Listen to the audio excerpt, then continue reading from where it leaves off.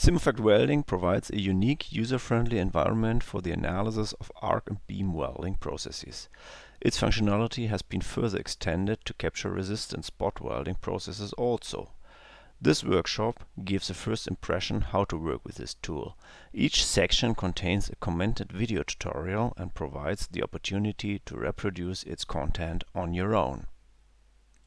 Hello, in this video I would like to give you a short introduction to the Simufact Welding user interface. So to start the demonstration, I'm just opening an existing project. So we have here an examples folder which is included in the distribution of Simufact Welding, and I'm opening the tube T-joint project. So the basic window layout of Simufact Welding is first of all, of course, a menu list. Then we find some toolbars. Then, very important, on the left hand side we have the Explorer window. This Explorer window lists a tree-like structure, and this tree-like structure represents the analysis models. So in this example we already have two different processes or analysis models. The first one is the calibration model, and the second one is the tube T-joint model. The objects which are used in these models come from the second window, which is the catalog window. So this catalog window contains all the objects which are being used in the analysis, and for your convenience these objects are grouped because we have certain types of objects. So we have geometrical objects, we have material data objects, we have temperature objects, and so on. So another window is the process properties window, which is also open, and if you just select one of the objects in the Explorer, for instance, we get some information about those objects. And this can also be pretty helpful when you set up your model or investigate a model from your colleague or something else. Okay, the letter space, which is currently free, can be occupied with the model view. So if I just click on the show model view icon, I get this image of my model or of the selected process, which is in this case the calibration model view, which is displayed here. Of course, we can interactively manipulate the view to the model using the mouse. So if I click the left mouse button and drag the mouse, I'm also dragging or translating the view to the model in space. If I click the right mouse button, I can rotate the view to the model. If I have a mouse with a scroll wheel, I can use this to zoom in and out. And if I have a middle mouse button, I can also click on this middle mouse button and move the mouse, and then I can see that there's also a zoom feature. Okay, I can also change the way how the model is being displayed in the model view window. This can be controlled by these icons above. So I can switch on or off the shaded view of the objects, and the grid line display can be switched on or off.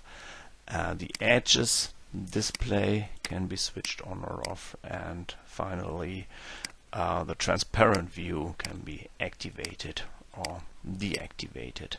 So these buttons always act globally on the model, and all the components which are displayed are displayed in the same manner. To reset the view to the default position, we have the reset view button. Of course, we have also a zoom window feature, which allows us to look at a particular part of the model. And we have a couple of standard views which can be accessed through one mouse click. Okay, we have a lot of interactive or context menu inside this graphic window. So if you right click on one of the components being displayed, you get a menu opened which allows you to do certain options with regard to this object. So the easiest one, of course, is to hide it and just click into a blank space to invoke the menu again and select the show complete model to get everything displayed again. There's also a small coordinate frame being displayed, and this is also a nice feature. For instance, if you just would like to lock certain axes for rotation, you can do it by clicking on this axis on this small coordinate frame, and then the translation or rotation will only act on this axis. So this is also a nice feature, and to switch it off we simply click on it again and hit the release menu. Okay, that's all. Thank you for watching. Hello, in this video I'd like to show you how to set up an analysis model in the Simufact Welding user interface. As you see here, I have already started the user interface, and if we look at the Process Explorer, we see that it is more or less blank, so there are no entries in, and also the catalog is pretty empty. So first of all, we have to add entities to the catalog.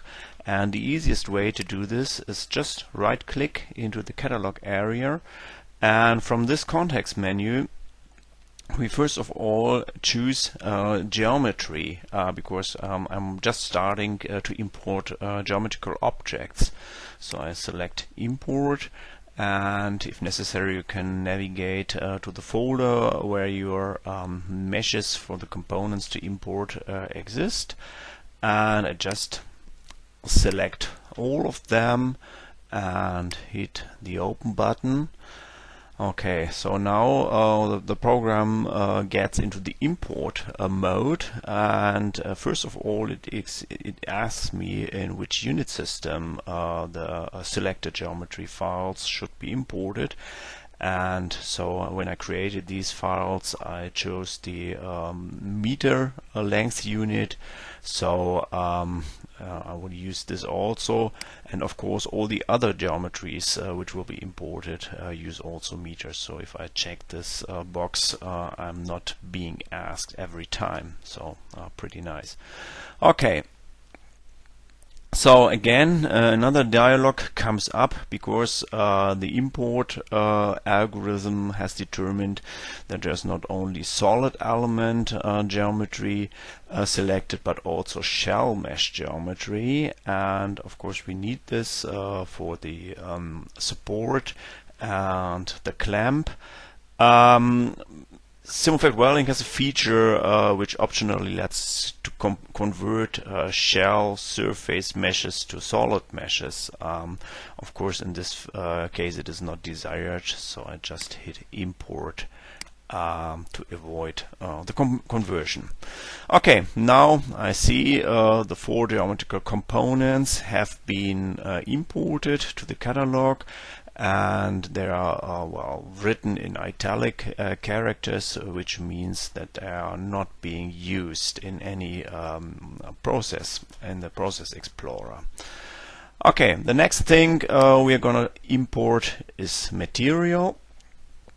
So material can be provided from library, and the library browser here already has the area of application set to welding, which is pretty nice because we're going to set up a welding model, and the material group already has been switched to aluminum, and we find here the aluminum material data record which should be used. So I have selected that, hit the OK button, and again I see the material is now listed here. Okay, to assign those geometries to our process, I invoke the creation and assignment visit again by right-clicking on the process name to invoke the context menu, and then I can select the create and assignment visit. So this visit simply looks for all solid geometry listed in the catalog, and now I can select those both components and hit the create button, and now it creates entities here in my process tree. Okay, and immediately if I close the dialog, it automatically opens my model view window where both components are displayed. Okay, for the support and also for the clamping tools, I have a similar approach. In this case, I find the creation visit under boundary conditions. And first of all, I'm selecting the bearing condition type. Also, I would like to use the geometry name here, so I check this box and select the holder for this object, hit the create button, and see here the holder is created in my process tree. And then I switch over to clamping and check the remaining object here and check the create button, and now I see now my model is completely defined.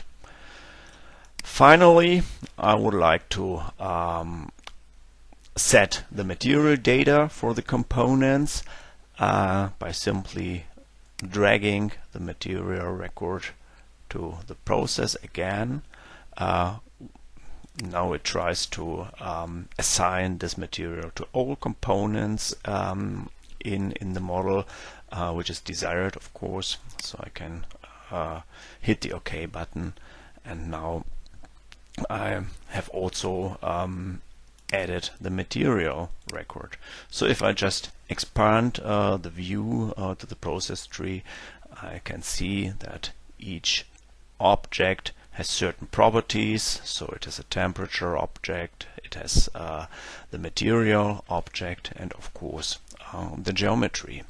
The boundary condition objects here, the support or the bearing object just is described by the geometry, and also the clamping object at this time at least is also described by a geometry.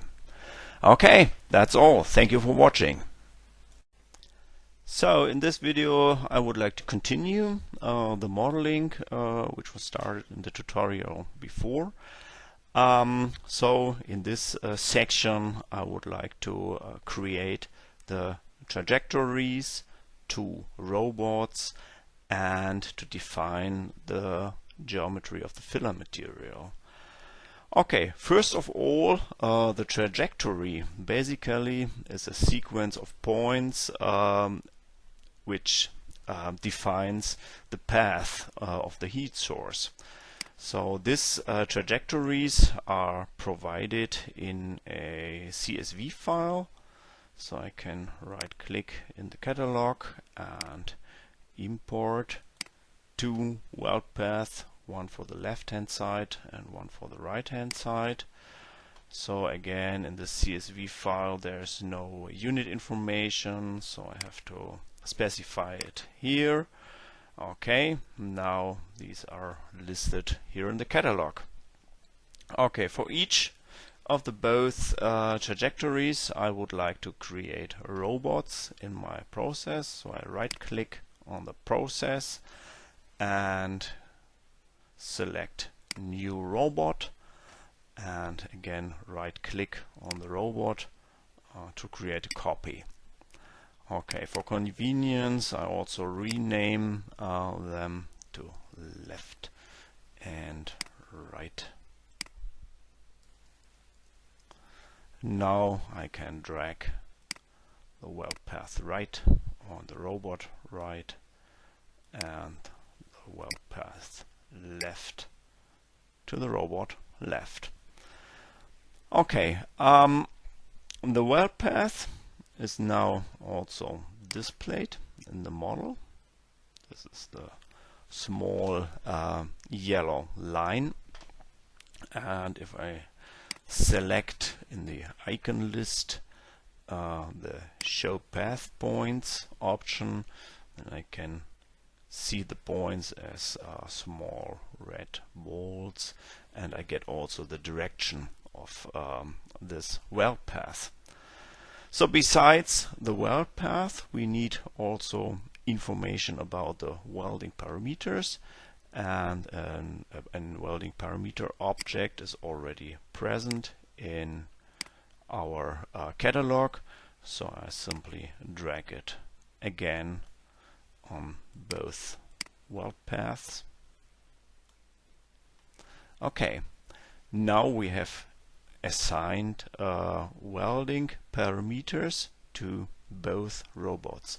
If I just double click on these welding objects, I can see that the parameters are specified, like the velocity of movement and the energy which is given by this heat source.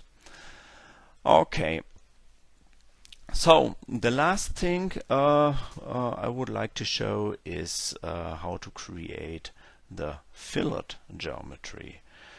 For this purpose I start with the robot left and double click on it, and now I see there's opening a dialog window, and in this dialog window I can select the fillet generation tab. Okay, before I do this I would like to switch on the automatic orientation definition.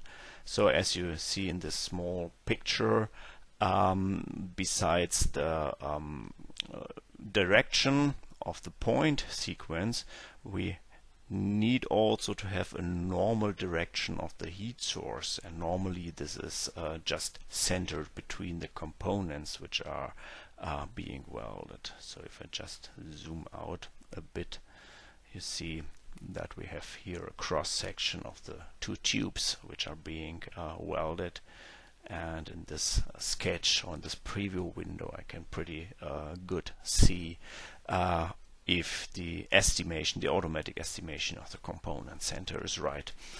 Okay, so now I can enter the fillet generation dialog. Have to switch over to generate fillet. So the program just suggests dimension of the throat length and the bow length for this particular fillet. So this is okay, and I just hit the preview button. Okay, now we can see here in the cross-sectional view the preview, and also if I just move the window behind and look into my model, I can also see a preview of the weld seam geometry. Okay, so this looks pretty fine, and I can hit the apply button to apply those settings.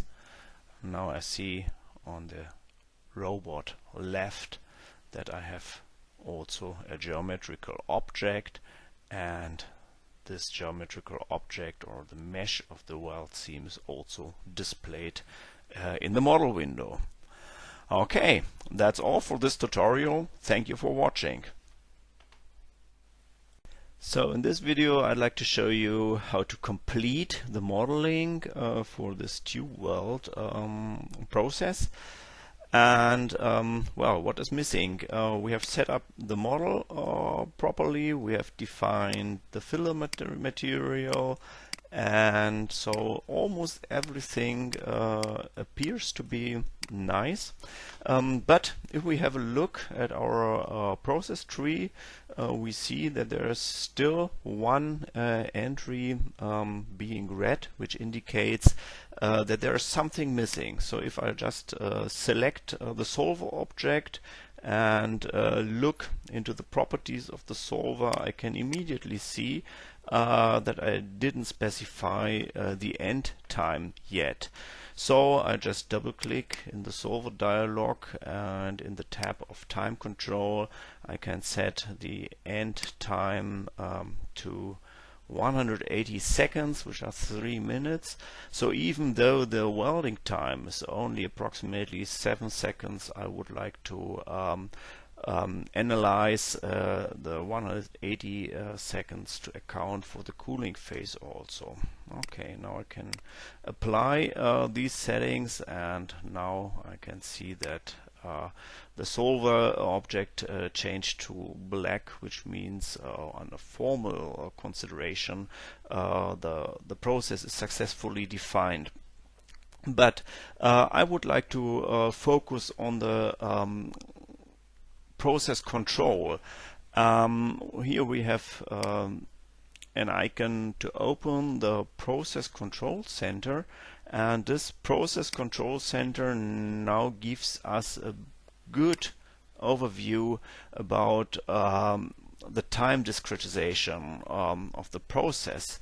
So here we see the green line. This indicates the 180 seconds of whole duration of the process, and here we see both robots are acting simultaneously for approximately 7 seconds.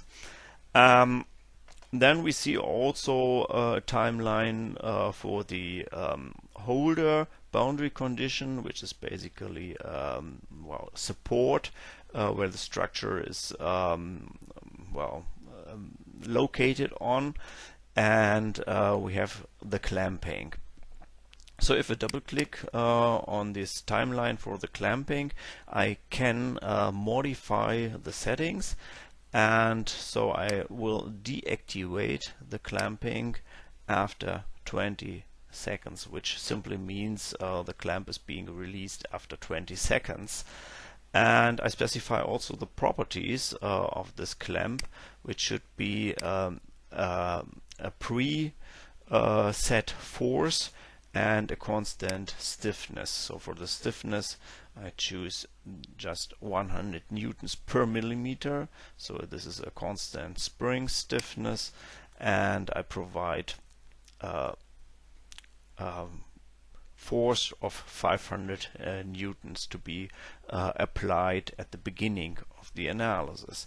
So the direction is automatically determined on the contact surface, so we don't need to care about this. So just hit apply, and now I see the timeline for the clamping has been reduced to the 20 seconds.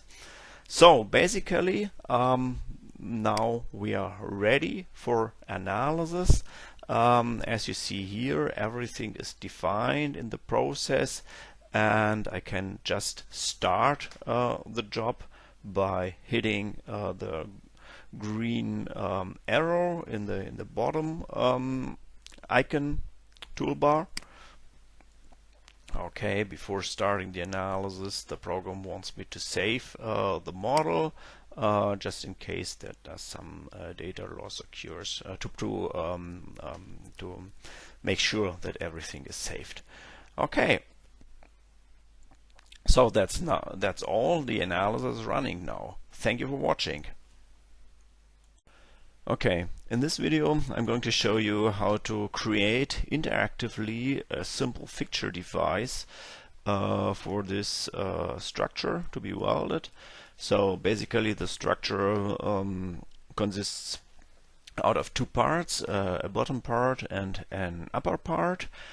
And the first thing I would like to do is simply to create a support plate where the bottom part is located on. So for this purpose I just right click on the process and choose new boundary condition, new bearing. So the option of this dialog can be immediately closed because the bearing should be present all time of the analysis. Okay, now in this newly created object I can again right click, and here I find an object or an entity named generate geometry. So when I click this, I enter the generate geometry dialog, and this dialog first of all lets me to select which kind of geometry should be generated. So this is pretty simple. We just offer two types, a cuboid type and a cylindrical type. For the plate I chose the cylinder. Okay, so I move the window a bit more to the side, and now I'm going to hit the select location button, and now I can simply click in the viewport and drag the mouse. You see how the geometry is being created. I release the mouse button, and basically now I have created some geometry. Of course, this geometry may be modified a bit. So if I enter the Details tab in the menu, I can simply reduce the radius, for instance, to 40 millimeters, the height to 5 millimeters, and also I would like to center this plate in the XZ plane. So I just edit these values for the position to X and Z 0. Okay, hitting OK. Adapt these settings, and now the plate is created properly. So a similar procedure is chosen for a clamp, which should act on the top part of this structure. So again, I right click on the process and choose new clamping. For this clamping I choose the option should be stiffness and force. So I provide first a stiffness of 100 Newton per millimeter and also a force of 100 Newton. Okay, hitting apply creates the object in my process tree, and again right clicking on it, select generate geometry. Okay, so now again I simply choose the select location button and pick a position on the top surface and drag the mouse to get the object. Okay, now I have again to edit the geometrical or the spatial location of the part. So first I extend the radius to 30 millimeters, height maybe again to 5 millimeters, and adapt the X and Z coordinates of this plate. Okay, so as you see, now the program has automatically created a geometrical object for both the bearing and the clamping, and those objects are also listed here in the catalog under the Geometries tab. Okay, that's all. Thank you for watching. Okay, in this video I would like to introduce the post-processing window of Simufact Welding. So if you have run an analysis, you will notice that there is an additional object in your process explorer or in the process tree, and just double-clicking on the results object opens the result window. So with the result window we get an additional toolbar. This is the result toolbar. I keep it in the foreground, and an animation toolbar, which is normally located on the bottom part of the window. And the easiest way, or the first thing you should do when you have opened the result window, is of course to play an animation. So now we see the different result steps are displayed in some kind of video. So the mouse behavior in the post-processing window is very similar to the model view window. So we can translate the view to the model, we can rotate it, and of course we can zoom in. And there's also the right-clicking on a particular component, which lets us to perform certain operation on this component. Okay, so of course we can also jump to a particular result increment if we just use the slider which is below the result window, and we see immediately the color map of the result increment being displayed. Okay, of course the color map has a legend. This legend is dynamically, so we can drag it to any location of the result window, and with the scroll wheel we can also change its size. And to change the behavior of the color legend, we can double click on this legend, and then the properties dialog opens. With these properties I can change the behavior in general of this legend.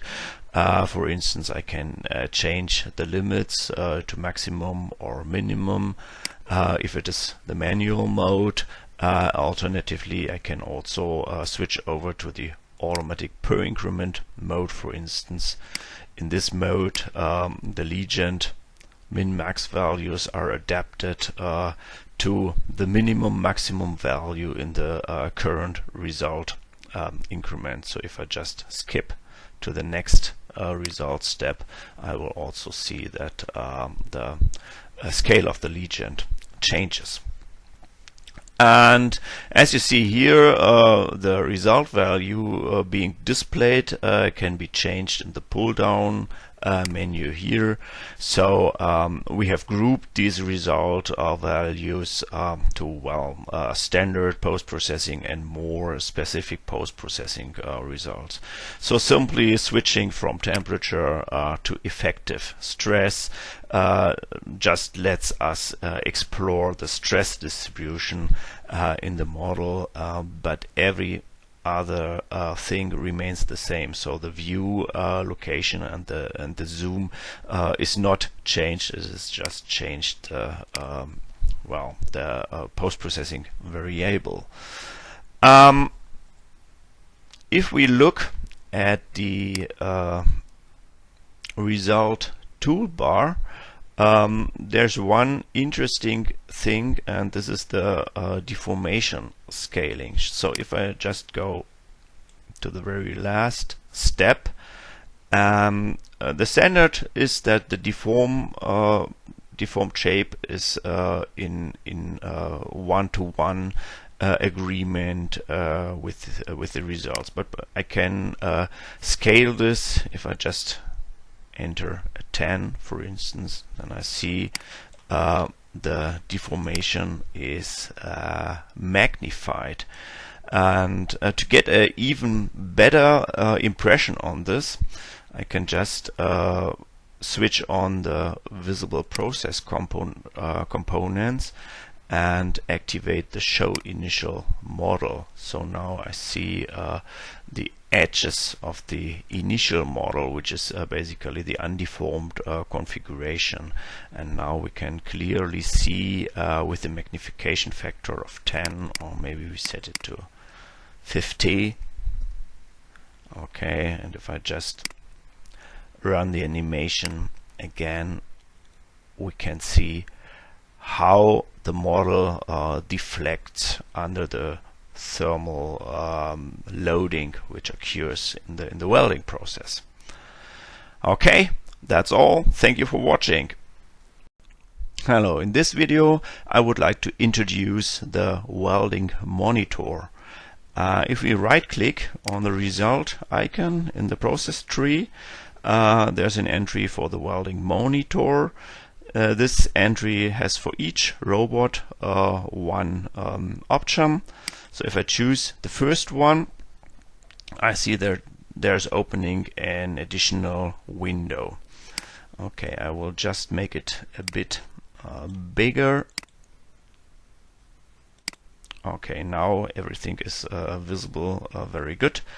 So basically the weld monitor provides a cross-sectional view on the weld seam which is currently welded. So if I just start the animation, I see that this cross-section is dynamic, and maybe you have noticed also that the actual plane, which is the cross-section, is updated in the result window view. So I just decrease the speed a bit and run it again. So now we see the cross-sectional plane change its location, and also the cross-section being displayed at a depth. Okay, so I just rewind and zoom in, and now we can run it again. So now we can see how the weld seam changes its location dependent on the active cross-section. So the result variable, which is displayed in the weld monitor, indicates basically material which has been melted. This is the red color, and indicates also material which is solid all the time. So this is the blue color. So the purpose of this welding monitor simply is to show the weld pool geometry, and it can be used to ensure that during your welding with the chosen heat source parameters you get a proper weld pool geometry. Okay, that's all. Thank you for watching.